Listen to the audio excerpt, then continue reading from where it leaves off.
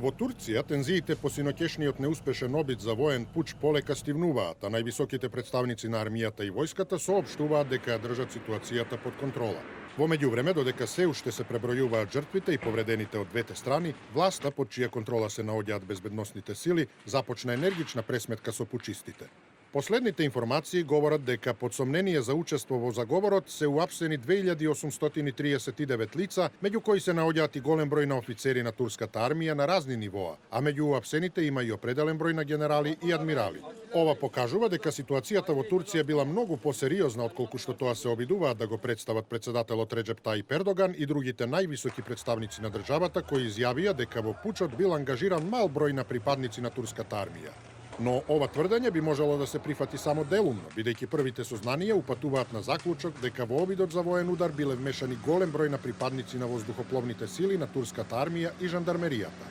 Со оглед на тоа дека турската армија со редовен состав од 510.000 војници поседува сила која што ја вбројува во најмоќна армија во НАТО по Соединетите Американски држави, логично се поставува прашањето зошто тогаш не успеале во изведувањето на пучот. Иако прашањето е прилично деликатно и во овој момент може би преурането, добрите познавачи на турските политички неприлики од прилика го насетуваат одговорот. Некогаш монолитната турска армија, која во историјата досега во 3 наврати покажа дека не се двоумела кога е во прашање заштитата на државата, нацијата и особено секуларните вредности, не е имуна од внатрешните политички превривања кои што го потресуваат турското општество во последната деценија. Самиот факт што воениот пуч е запрен во неговиот зародиш покажува дека тие превирања се присутни во самата армија, во која голем број на нејзини припадници не се задоволни од актуелната власт и начинот на кој таа управува со државата. Но во овој случај е основно прашањето кој се обидел да го изведе воениот удар и зошто? Со оглед на тоа дека армијата, односно еден нејзин дел е само извршител на одредени барања, зад кои логично е стои нечија политика, односно опција спротивна на владеачката партија на правда и развој АКП, односно председателот Реджеп Таип Ердоган, се уште се нејасни вистинските мотиви на овој обид за насилно суспендирање на демократската власт, односно компатибилноста помеѓу извршителите и самите нарачатели.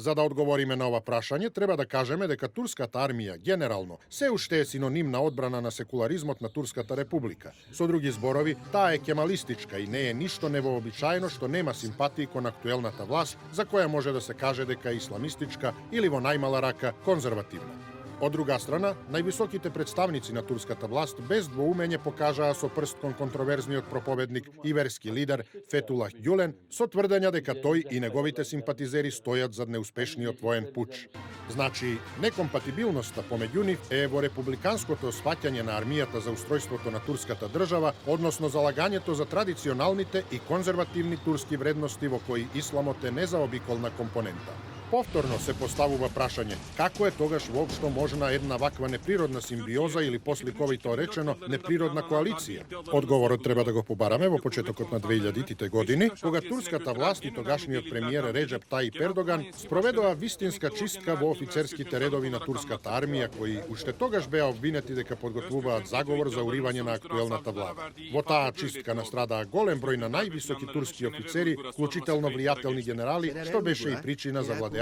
АКП и тогашниот премиер, а сегашниот председател Реджеп Таип Ердоган да навлече голем број на непријатели од редовите на армијата. Но во целава ситуација е спорно прашањето зошто во приказната се вметнува и Фетулах Ѓулен, за кого се знае дека е тврдокорен исламист, чија политичка опција не се вклопува во опцијата за задржување на секуларноста на турската држава. Доколку тој навистина е вмешан во последните случувања во Турција, тогаш одговор на ова прашање би требало да го дадат и Соединетите Американски држави, кои што на Фетулах Ѓулен му пружаат политички азил и безбедно уточиште, наспроти фактот што неговото име се наоѓаше на црвениот билтен на Интерпол и што го имаа официјалното барање на Анкара за негова испорака во матичната земја. Без намера да се влегува во било какви теории на заговор, се наметнува уште едно логично прашање. Зошто САД толку го штитеа Фетулах Ѓулен и дозволуваа тој повеќе од една деценија да ровари против актуелната турска власт, која мора сепак да се признае беше избрана на регуларни и од светот признаени демократски избори. Заради тоа, дел од турските политичари го поставуваат прашањето дали Фетулах Ѓулен бил американскиот џокер кој што требало да се искористи во момент кога на стратешкиот партнер од Вашингтон му станало јасно дека дека веќе не може да го контролираат Реджеп Тајип Ердоган, кој очигледно во последно време игра по ноти спротивни на неговите ментори